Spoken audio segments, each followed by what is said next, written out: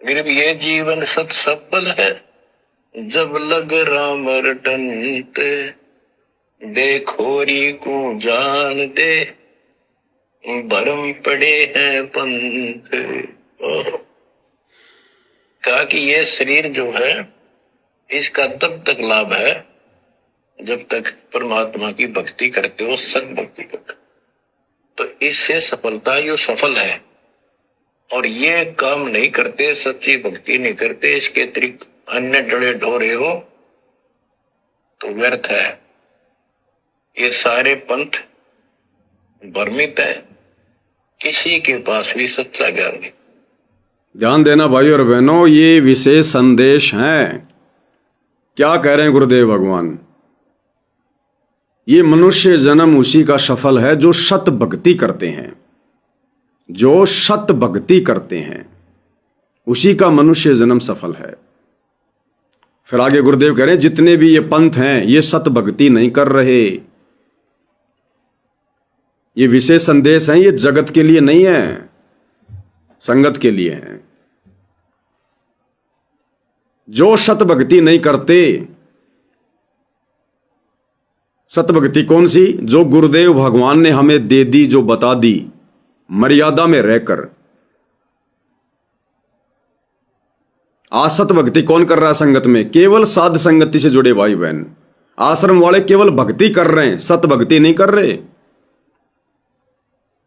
सत भक्ति उस समय कहलाएगी जब गुरु की मर्यादा में रहकर हम वो भक्ति करेंगे। आश्रम वाले भाई बहन केवल गुरु से उपदेश लेकर भक्ति कर रहे हैं, मर्यादा में रहकर सत भक्ति नहीं कर रहे। सत भक्ति केवल साध संगति से जुड़े भाई बहन कर रहे हैं। ये सूक्ष्म ज्ञान है, सूक्ष्म मार्ग है, जैसा हम सुन रहे हैं वैसा नहीं है। जैसे आपको उदाहरण देता हूं, आप नित्य नियम में रोज पढ़ते होंगे, गुरुदेव भगवान क्या कहते हैं? ताते सतगुरु शरणा लीजिए, कपट भाव जिन दूर करीजिए। कि सतगुरु असल में भगत को उस समय अपनी शरण में लेता है जब वो अपने अंदर के छल कपट विषय विकार सब कुछ दूर कर देता है। किसी भी प्रकार का दोष उसके मन में गुरु के प्रति, भक्ति के प्रति नहीं होता है। तब सतगुरु उस आत्मा को अपनी शरण में लेता है। देखो शरण में लेने की क्या परिभाषा बताई है? ताते सतगुरु शरणा लीजिए, कपट भाव जिन दूर करीजिए। अरे शरण में तो सभी हैं, मैं भी शरण में हूं, आप भी शरण में हो, लाखों भगत शरण में हैं। गले में लॉकेट है, हाथ में रक्षा सूत्र है, वो भी कह रहा है मैं संत रामपाल जी का भगत हूं। सरेआम जो राजनेताओं के तलवे चाटते फिर रहे हैं, सतलोक आश्रमों से जुड़े हुए हैं, वो कह रहे हैं हम भी भगत हैं।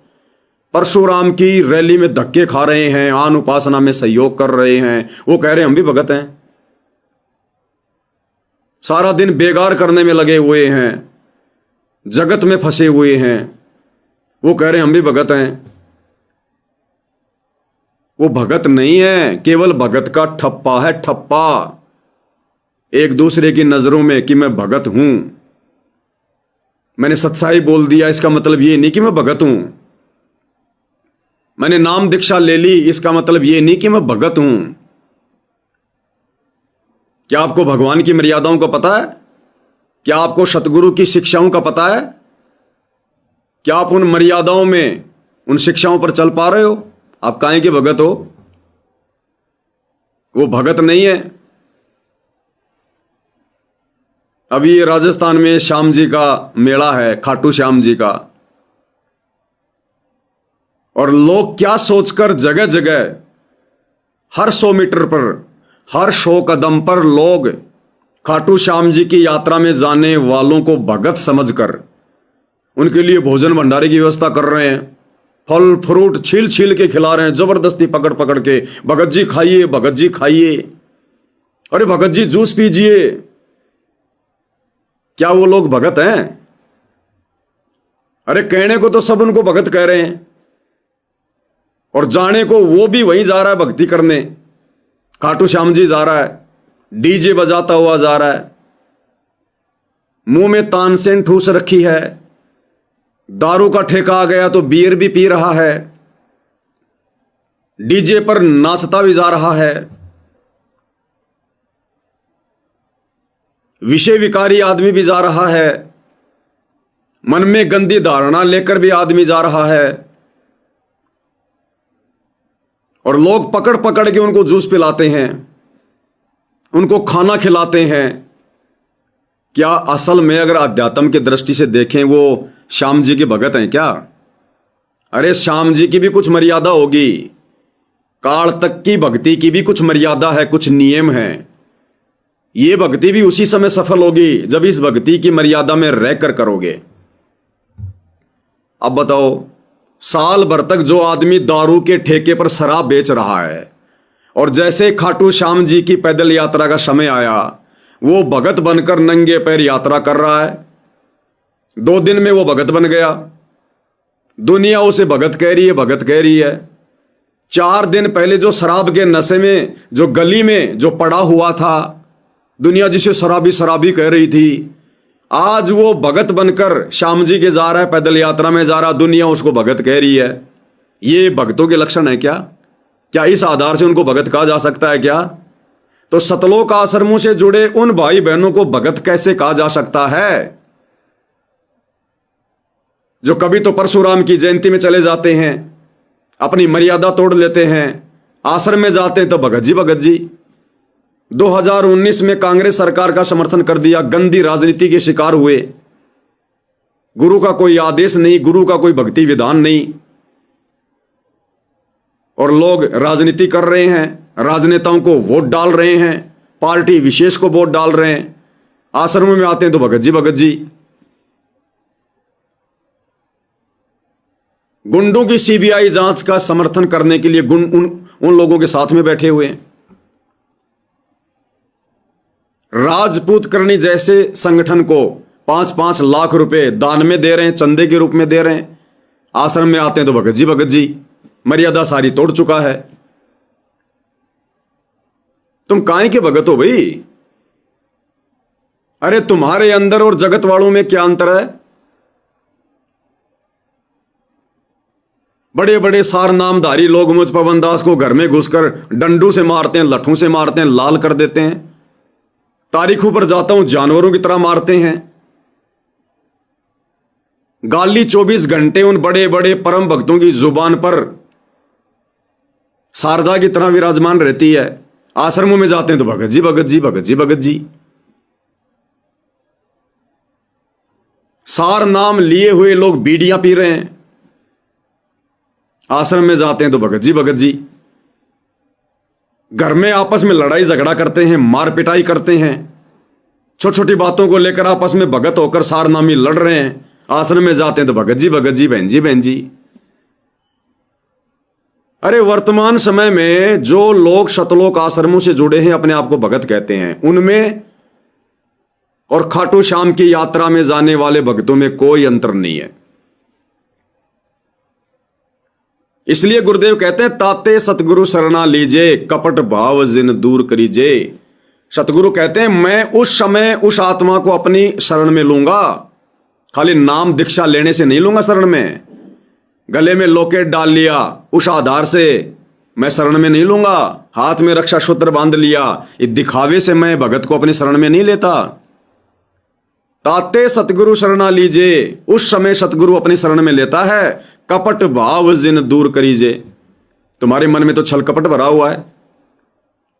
अरे गुरु की गैर हाजिरी में तुम राजनीति कर रहे हो, राजनीतिक रैलियों में जा रहे हो, मुख्यमंत्री की रैलियों में जा रहे हो भगत होकर, प्रधानमंत्री की रैली में जा रहे हो, पार्टी विशेष को तुम वोट डाल रहे हो। क्या तुम्हारे गुरु ने कभी इस प्रकार का आदेश दिया किसी पुस्तक में, किसी सत्संग में, अपने लीला में, जीवन में कभी भी? तो तुम तो वो कर रहे हो जो गुरु का आदेश नहीं है। तो तुम तो गुरु के साथ में छल कपट कर रहे हो, तुम तो धोखा कर रहे हो, तुम्हारे मन में तो दगा है। तुम इस बात का विश्वास ही नहीं है कि मेरा गुरु राजनीति करता है कि नहीं करता, मेरे गुरु के क्या नियम हैं। तो तुम शरण में कहां हो? तुम्हारे अंदर तो छल कपट भरा हुआ है, तुम्हारे मन में दोष है। अभी तुम गुरु को समझ ही नहीं पा रहे, अभी गुरु के ज्ञान को आधार बना नहीं पा रहे अभी। तो ताते सतगुरु शरणा लीजे, कपट भाव जिन दूर करीजे। तुम तो गुरु के साथ में कपट कर रहे हो। तो सतलोक आश्रमों से जुड़े भक्तों में और बाबा श्याम जी के भक्तों में कोई विशेष अंतर आपको देखने को नहीं मिलेगा। बस इतना सा अंतर है बाबा श्याम जी के भगत, हारे का सहारा बाबा श्याम हमारा, बोले लख दातार की जय। आश्रम वाले जय बंदी छोड़ की, बोलो बंदी छोड़ सतगुरु रामपाल जी भगवान की जय। बस इतना ही है, इससे ज्यादा कोई किसी भी प्रकार का अंतर नहीं है। अरे श्याम जी के जाने वाले डीजे पर नाचते हुए जा रहे हैं, आनंद लेते जा रहे हैं। तुम लोग संत रामपाल जी के मान सम्मान के समारोह में लड़कियों का डांस देकर आनंद ले रहे हो। बाबा श्याम वाले डीजे पर गाने सुनते जा रहे हैं, भजन सुनते जा रहे हैं। तुम लोग बाबा रामपाल जी के मान सम्मान के कार्यक्रम में रागनियां सुन रहे हो, भजन सुन रहे हो, लड़कियां नाच रही हैं, लड़के नाच रहे हैं। क्या अंतर है भाई? कोई अंतर नहीं है किसी भी प्रकार का। वो बाबा श्याम वाले भी धोखा कर रहे हैं, अपने से अपने साथ धोखा कर रहे हैं, मनुष्य जीवन को बर्बाद कर रहे हैं। और इधर बाबा रामपाल जी के भगत भी मर्यादा तोड़कर सतलोक आश्रम वालों की कुसंगति का शिकार होकर खुद के साथ में धोखा कर रहे हैं, गुरु के साथ में कपट कर रहे हैं। तो भाई ये वाणी जो नित्य नियम में है ना, ये कोई सामान्य वाणियां नहीं है। ये आदरणीय गरीबदास जी के सदग्रंथ साहिब में 24,000 वाणियां हैं, 24,000। कबीर सागर 1800 पेज का है। इन दोनों ग्रंथों में से निकाल के वाणियां सतगुरु रामपाल जी ने हमें एक नित्य नियम पुस्तिका बना के दी है। चंद वाणियां, ये सामान्य वाणियां नहीं है। एक एक वाणी का गूढ़ अर्थ है, गूढ़ रहस्य है। परमात्मा इस पवन दास से नित्य नियम के ऊपर, संध्या आरती के ऊपर, दोपहर की आरती के ऊपर पूरे वीडियो बनवा चुके हैं। Facebook page Pawan Das is live के ऊपर जाकर देख लेना। पहले एक एक वाणी का मतलब समझ लो, फिर भगत बनोगे, फिर भक्ति शुरू होगी। अभी आप गुरु जी के निकट भी नहीं है, निकट भी, भक्ति के निकट भी नहीं है। तो भाई और बहनों, क्या कह रहे हैं पूज्य गुरुदेव भगवान कि ये मनुष्य जन्म प्राप्त करके जिसने सत भक्ति नहीं की, वो अपना जीवन बर्बाद कर रहा है। तो आश्रम से जुड़े भाई बहन बकवाद करके, मर्यादा तोड़ के केवल भक्ति कर रहे हैं, सत भक्ति नहीं कर रहे। भक्ति तो दुनिया ही कर रही है। तो इस समय सत भक्ति केवल साध संगति से जुड़े सत्सेवक भाई बहन कर रहे हैं। क्या कह रहे हैं गुरुदेव, ध्यान से सुनिए। सफलता यो सफल है, और ये काम नहीं करते, सच्ची भक्ति नहीं करते, इसके अतिरिक्त अन्य डले ढोरे हो तो व्यर्थ है। ये सारे पंथ भ्रमित है। सारे पंथ भ्रमित हैं। पंथ का मतलब ये जितने भी सतलोक आश्रम खोल के बैठे हैं ना, ये सारे के सारे भ्रमित हैं। ये परम परम भगत, आश्रम संचालक, उन आश्रमों में आने जाने वाली संगत, सब भ्रमित हैं सारे के सारे। यहां गुरु संकेत कहां कर रहा है? ये विशेष संदेश है। जैसा आपको पहले बताया था कि बंदी छोड़ गरीबदास जी कथा क्या सुना रहे हैं और उस कथा के माध्यम से समझाना क्या चाहते हैं। तो गुरुदेव भगवान इस विशेष संदेशों में क्या संकेत कर रहे हैं? उन पंथों का उदाहरण देकर, उन संतों का उदाहरण देकर। तो वही सारा का सारा उल्टा काम काल प्रेरणा से इन सतलोक आश्रम वालों ने शुरू कर दिया है। सफलता यो सफल है, और ये काम नहीं करते, सच्ची भक्ति नहीं करते, इसके अतिरिक्त अन्य डले ढोरे हो तो व्यर्थ है। अब ये डले तो ढोरे हैं, फालतू में भक्ति विधान के विरुद्ध चलकर दुनिया के मकान बनाए जा रहे हैं और संगत को भेज दिया जाता है सैकड़ों की संख्या में वहां पर तगारियां ढोने के लिए, ईंट ढोने के लिए, पत्थर ढोने के लिए, मिट्टी ढोने के लिए, नींव खोदने के लिए। ये डले तो ढो रहे हो। ये समय भक्ति करने का है। गुरु तुम्हारे से बेगार करवा के प्रश्न होगा क्या? सतलोक से चलकर ये कबीर साहब, सतगुरु रामपाल जी तुम्हारे से बेगार करवाने के लिए आए हैं क्या यहां पर? ये भगवान तो भक्ति करवाने आता है, बेगार तो काल करवाता है, काल मंद बुद्धियों से जो गुरु के ज्ञान को आधार नहीं बनाते। ये परमात्मा भक्ति करवाता है। तो डले ढोरे हो, डले। आज ये बातें थोड़ी सी कड़वी लगेंगी, थोड़े दिन रुक जाओ। तुमने जैसी भक्ति करी है, जैसा तुमने बीज बोया है, जब उसका फल सामने आएगा तब तुम्हें ये साथ संगति के वीडियो अच्छे लगेंगे। तब तुम विचार करोगे कि हमें क्या समझाया जा रहा था, क्या बताया जा रहा था, और हम क्या नादानियां कर रहे थे, हम किस गलतफहमी में जी रहे थे। लेकिन उस समय फिर बनेगा कुछ नहीं, क्योंकि वो समय व्यतीत हो चुका होगा, परीक्षा का समय बंद हो चुका होगा, मोक्ष के दरवाजे बंद हो चुके होंगे। फिर तुमने जैसी भक्ति की है, जैसी मर्यादा निभाई है, जैसा दान धर्म किया है, तो परमात्मा तो किसी का रखता नहीं है। साई भकना राक्षसी, जब मांगो तब दे। परमात्मा 2 4 5 10 मनुष्य जन्म दे देगा लगातार, बड़े बड़े सेठों के घर में दे देगा, खा खर्च के अपनी कमाई, फिर काल के हत्थे चढ़ जाओगे, फिर काल देव पद दे देगा, ब्रह्मा विष्णु महेश बना देगा, ऊपर और कोई ऋषि साधु संत महात्मा बना देगा, मच्छंद्र नाथ जैसा। फिर अपनी बैटरी को डिस्चार्ज करते रहना, फिर कभी सूत बैठ जाए, कभी किसी युग में, फिर आ जाना इस मार्ग में। और बात उस समय भी साध संगति से जुड़कर सत भक्ति करने से ही बनेगी। लोगों के मकान बनवाकर बेगार करने से उस युग में भी बात नहीं बनेगी। सेम प्रोसीजर है। यही कलयुग की पिछली पीढ़ी होगी, यही हरियाणा होगा, यही सतगुरु रामपाल जी होंगे, यही इनकी मर्यादा होगी, और दूसरी तरफ साथ संगति होगी। फिर आपके भाग्य पर, आपके संस्कार पर ऐसे ही एक बरवाला कांड होगा, गुरु जी जेल में होंगे, बाहर हमारी परीक्षा होगी। फिर आपके भाग्य के ऊपर है कि आपको साध संगति मिले या आपको आश्रम वालों की कुसंगति मिले। अगर उस युग में भी आपको कुसंगति मिल गई तो फिर से काल की बेगार करोगे, फिर से एक लंबा चक्कर काटोगे। और यह प्रोसीजर अनेकों बार हो चुकी है। तो जो समझदार होंगे वो अब की बार इस लफड़े में पाँव नहीं देंगे। वो अपने गुरु को प्रसन्न करेंगे, गुरु के परिवार को प्रसन्न नहीं करेंगे। ये मकान बना बना के दुनिया को प्रसन्न नहीं करेंगे। दुनिया को प्रसन्न करोगे, यही गधे कुत्ते सुअर बनोगे, काल व्यवस्था में सड़ोगे। और अपने गुरु को प्रसन्न करोगे तो भैया गुरु धाम मिलेगा, शतलोक मिलेगा। तो गुरुदेव कह रहे हैं डले ढोरे हो डले, सत भक्ति करोगे तो मानव जीवन सफल होगा। इसका तब तक लाभ है जब तक परमात्मा की भक्ति करते हो, सत भक्ति करते हो, तो इससे सफलता यो सफल है। और ये काम नहीं करते, सच्ची भक्ति नहीं करते, इसके अतिरिक्त अन्य डले ढोरे हो तो व्यर्थ है। ये सारे पंथ भ्रमित है। आश्रम किसी के पास भी सच्चा ज्ञान नहीं।